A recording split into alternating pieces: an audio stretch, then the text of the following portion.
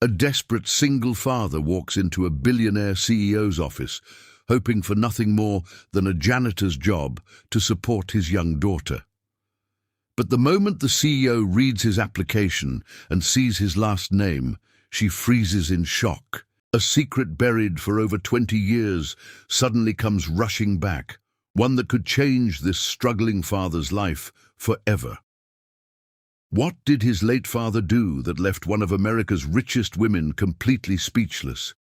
Stay with us until the very end, because this emotional story is filled with unexpected twists, powerful family secrets, and a life-changing revelation. Don't forget to like, share, and subscribe for more heartwarming stories. Now, let's get started. Daniel Carter stood outside the towering glass headquarters of Harrison Global Holdings in downtown Chicago, staring at the revolving doors with nervous eyes. Once a respected construction foreman, he never imagined his life would lead him here, applying for a janitor position just to provide for his young daughter after months of unemployment and growing debt. 3 years earlier, Daniel's wife, Sarah, had lost her battle with cancer, leaving him to raise their 8-year-old daughter, Lily, alone. Every day became a balancing act between parenting and searching for work. Despite sending hundreds of applications across Illinois, employers kept rejecting him because construction projects had slowed dramatically throughout the region recently. His savings disappeared quickly. Medical bills from Sarah's treatment, overdue rent, and grocery expenses consumed everything he had earned over many years. Daniel sold his pickup truck, cancelled every unnecessary expense, and even skipped meals so Lily would never notice how close they were to losing their small apartment forever. Lily remained cheerful despite their hardships. Every morning she hugged her father before school and reminded him not to worry because better days were coming. Her innocent smile became Daniel's greatest source of strength. He refused to give up because she deserved stability, opportunity, and a future filled with hope instead of fear. One evening, while searching online at the public library, Daniel noticed an opening for a janitor at Harrison Global Holdings. The salary was modest, but it included health insurance and steady hours. Without hesitation, he completed the application, knowing honest work of any kind carried dignity when supporting the family he loved. Daniel spent the next several days preparing carefully for the interview. He ironed his only decent shirt, polished worn leather shoes until they almost looked new, and organized every document inside a weathered folder. Although embarrassed about applying below his qualifications, he reminded himself that pride never paid rent or bought groceries. On the morning of the interview, Daniel walked Lily to school before taking the train into downtown Chicago. She squeezed his hand tightly and whispered, "You're gonna get this job, Dad." Her confidence warmed his heart. He smiled, kissed her forehead, and promised they would celebrate together after school regardless. The headquarters tower reflected the morning sunlight across the Chicago River. Employees wearing expensive business suits hurried through the lobby carrying laptops and coffee cups. Daniel suddenly felt out of place among them. Still, he straightened his shoulders, signed in with security, and followed directions toward the executive offices without complaining or hesitation. The receptionist welcomed him politely before asking him to wait in a comfortable conference room. Daniel expected a facilities manager to conduct the interview.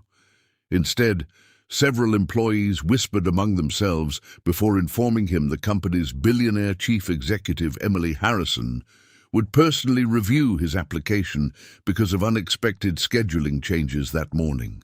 Daniel found the situation unusual, but assumed large corporations operated differently from construction companies. He quietly reviewed his resume again while waiting. Every minute seemed longer than the last. He practiced answering questions about reliability, cleaning experience, and teamwork, determined to leave the best possible impression despite his overwhelming nervousness and uncertainty. Finally, the conference room door opened. Emily Harrison entered, wearing a tailored emerald business suit, carrying Daniel's application folder beneath her arm. Known throughout America for transforming Harrison Global Holdings into a multi-billion-dollar empire, she projected calm confidence. Daniel respectfully stood, introduced himself, and thanked her sincerely for giving him this valuable opportunity today. Emily offered a professional smile before taking her seat across the polished wooden table. Floor-to-ceiling windows behind her overlooked Chicago's breathtaking skyline. She casually opened Daniel's application, expecting another ordinary interview. The room remained silent, except for the soft hum of city traffic far below as she carefully examined each document before her. Everything seemed routine until Emily reached the final page, containing Daniel's full legal name and family information.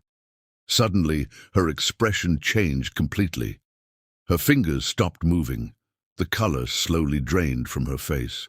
She stared at the name Daniel Carter without blinking, as though an impossible memory had suddenly returned after many forgotten years. Daniel noticed the unexpected silence and shifted uneasily in his chair. Unsure whether he had made a mistake on the application, he politely asked if something was wrong. Emily never answered immediately. Instead, she looked directly into his eyes, whispering almost to herself, "It can't be. Not after all." These years, Daniel stared at Emily Harrison in complete confusion. He had expected questions about his work history, cleaning experience, or availability. Instead, the billionaire CEO looked as though she had seen a ghost. The silence stretched across the room until Emily carefully closed the application folder, still unable to take her eyes off his face. "I'm sorry," she finally said, taking a slow breath. "Your name? Daniel Carter. Is your father William Carter?" Daniel nodded without hesitation. "Yes, ma'am.